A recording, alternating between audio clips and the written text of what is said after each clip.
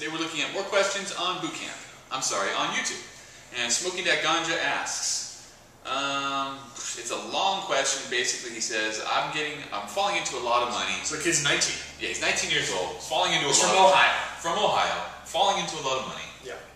Wants to come to California and open a dispensary. Can he do it? Well, first thing, First, you have to find large, because there is an amount of money where I'd say go for it.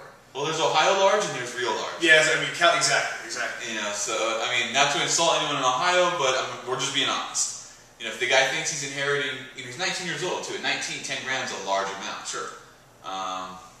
First of all, you have to be a California citizen, without a doubt. You have to be a citizen in the state of California to get your medical marijuana recommendation. No, you don't have to be a citizen. You just have to show proof of residency and have either a temporary or a driver's license or a real driver's license.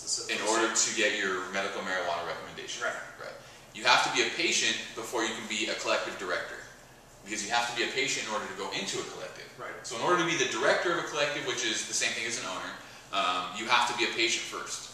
And as you said, in order to be a patient, you have to have in order to get your patient recommendation, you have to have the current and correct documentation to prove. So let's see, assume he does that, because that's all pretty easy. Assuming he does. Yeah, it's very easy. Just move out here. People do it all the time. Right. How much money does he need?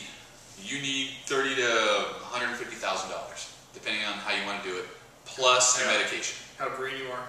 If you're like, you know, if you've never done this before, you've never built out a retail outlet, you've never dealt with the city permits, you've never dealt with electricity or plumbing, it's going to cost you getting more internet than 6 and figures. your phone and everything, talking with the landlord and explaining to him why you don't have a business license that says medical marijuana.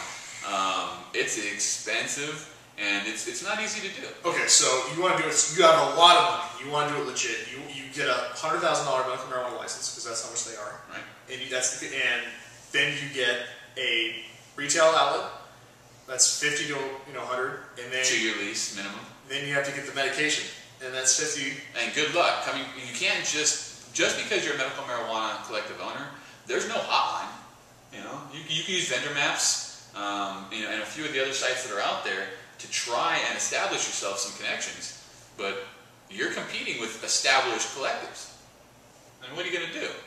Unless you're bringing some of that Ohio fire with you. I mean, what are you going to do? Here's the thing, dude.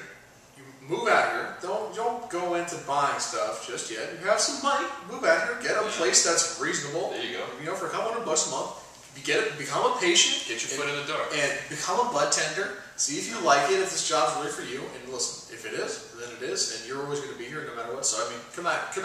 It's very easy to open a collective and lose money. Very easy. I mean, you see them left and right. They open up and then they just disappear.